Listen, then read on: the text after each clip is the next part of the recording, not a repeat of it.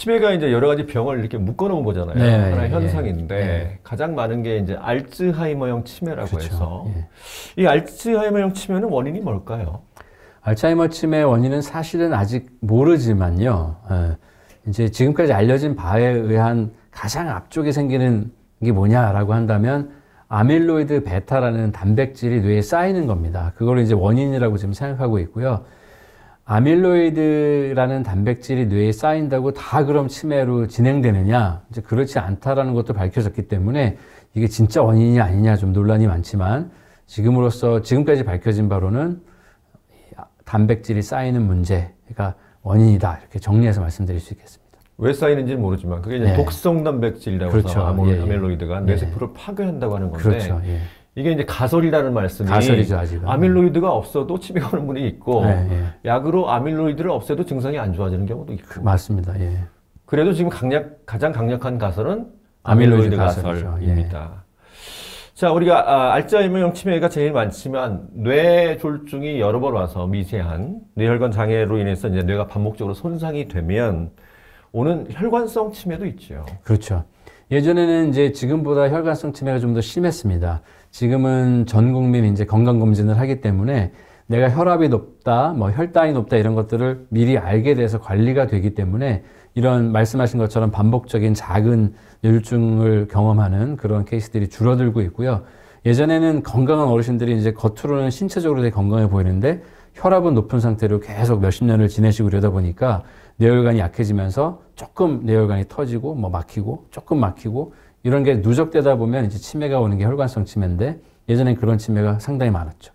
근데 이제 고혈압과 당뇨가 관리되기 시작하면서 혈관성 치매는 좀 줄어들고 있습니다. 그 정신과 교과서에 보면 알츠하이머형 치매와 혈관성 치매를 구분하는 법.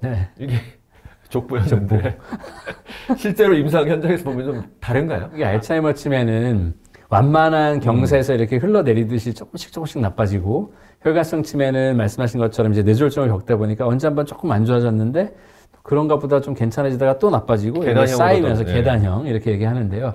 요즘은 요 계단형으로 진행되는 혈관성 치매가 적고 만성 대사성 질환, 고혈압이나 당뇨 이런 걸로 고지혈증 이런 걸로 인해서 혈관이 서서히 좁아지고 혈관의 장애가 이렇게 조금씩 누적되는 경우가 많아서 혈관성 치매도 이렇게 천천히 조금씩 계단이 아니라 언덕을 내려가듯이 나빠지는 경우가 많아서요. 병력만 가지고는 구분이 잘 안 됩니다. 이제 약간의 차이가 있다면 앞서도 말씀드렸지만 알츠하이머 치매는 정보가 잘 안 들어가는 게 먼저라면 혈관성 치매는 정보는 들어가는데 이제 끄집어내는 게 잘 안 됩니다. 그래서 그거 예전에 이런 일 있었잖아 라고 상기를 시켜주면 조금 더 잘 기억하는 경우가 이제 혈관성 치매고 혈관성 치매는 뇌 전두엽 쪽에 좀 혈관이 나빠지다 보니까 성격 변화가 초반에 약간 날카로워진다든지 하는 것들을 초반에 보일 수 있죠. 약간의 차이가 있는데 실제로는 머리 사진 찍어보기 전에는 좀 어렵습니다. 두 개가 같이 섞여 있는 경우도 있잖아요. 있죠. 이 아밀로이드가 알츠하이머의 원인이라고 말씀드렸는데 아밀로이드가 뇌에만 쌓이는 게 아니고 뇌혈관에도 쌓입니다. 그래서 알고 보면 뇌혈관이 나빠지는 원인도 알고 봤더니 아밀로이드다 이런 케이스들도 많거든요. 이제 부검해야만 알 수 있는 거지만 그래서 알츠하이머랑 혈관성 치매는 사실은 이렇게 칼로 이렇게 딱 잘라서 이 사람이 알츠하이머냐 혈관성이냐 이렇게 구분한다기보다는 알츠하이머 병리가 얼마나 있느냐가 따로 가고 혈관성 병리가 얼마나 있느냐가 따로 가는 거라서 둘 다 많은 경우는 이제 섞여 있는 거죠. 그 두 질환이. 꽤 많다고 그래요? 대부분 사실은 섞여 있습니다. 자, 치매는 보통 65세 이상이 돼서 이제 나이 들어서 생기는 건데 비교적 젊은 시절에 치매가 오는 경우도 있습니다. 드물지만 그렇죠. 전두엽 치매라는 게 있는데 성격의 변화가 먼저 온다고 하는데 어떤 건지 설명해 주시죠. 뇌 앞쪽, 이마 쪽에 있는 뇌에 타우라는 단백질이 쌓이면서 뇌 기능이 떨어지는 경우가 대표적인 전두엽 치매인데요. 전두엽 기능의 대표적인 것들이 이제 성격을 조절한다든지 뭐 화를 참는다든지 충동성을 조절한다든지 하는 것과 두 번째가 언어 기능입니다. 언어 기능을 대부분 전두엽이 맡아서 말을 하고 그러기 때문에 인지 기능은 그렇게 나쁘지 않은 것 같은데 이상하게 말을 버벅대고 잘 말을 못하기 시작한다든지 또는 성격이 좀 유난맞게 확실히 변한다든지 하는 경우에 전두엽 치매를 의심해 볼 수 있고요. 사실 50대 후반의 남성 중에는 전두엽 치매가 제일 흔한 치매 중에 하나입니다. 전체로서는 전두엽 치매가 흔하지 않지만 50대 말에서 60대 초반에는 제일 흔한 치매 중에 하나라서 그런 경우에 우울증 때문에 성격이 좀 달라졌나 하는데 사실은 치매인 경우도 있죠. 궁금한 것 중에 하나가 치매가 혹시 가족력이 있는지 혹시 유전이 되는지 매우 궁금합니다. 네네네. 그 유전이 된다고 할 수는 없는데요. 뭐 체질적으로 왜 부모를 닮았을 테니까.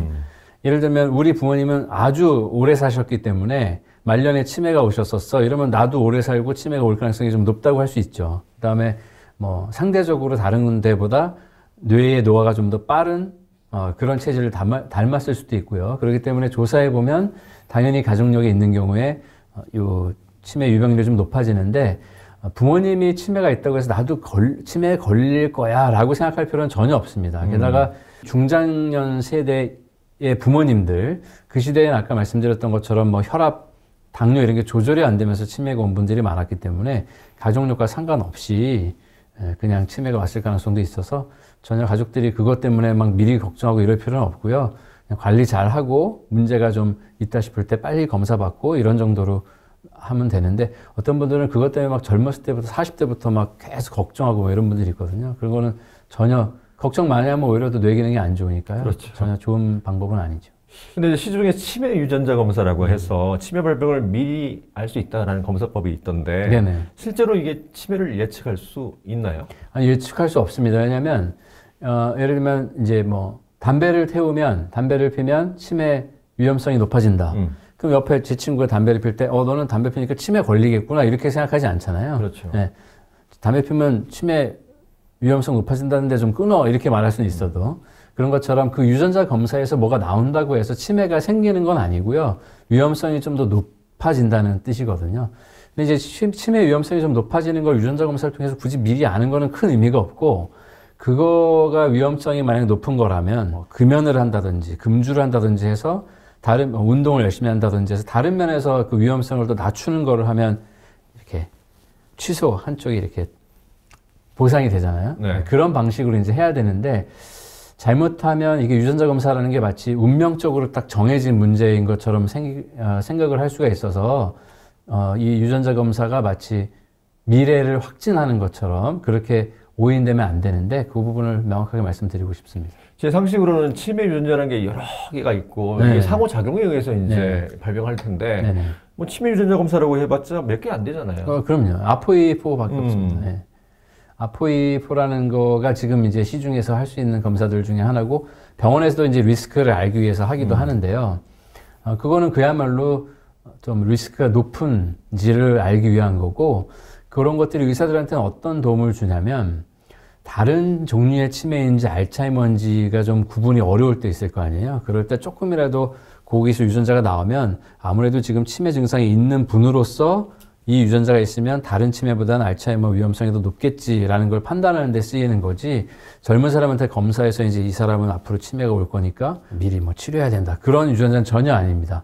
그런 거 말고 정말 치매를 일으키는 유전자가 아주 드물게 있는데 그런 건 지금 검사하지 않고 있거든요. 네.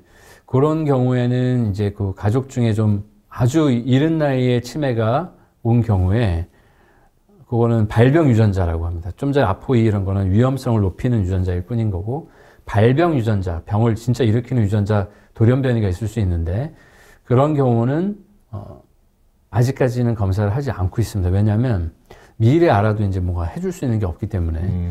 근데 그 요즘 새로운 치료제들은 이런 분들을 미리 찾아서 병리가 시작되기 전쯤이나 시작되자마자 치료를 시작하면 상당히 늦출 수 있고 효과를 볼 수 있을 거라는 기대를 지금 하고 있거든요.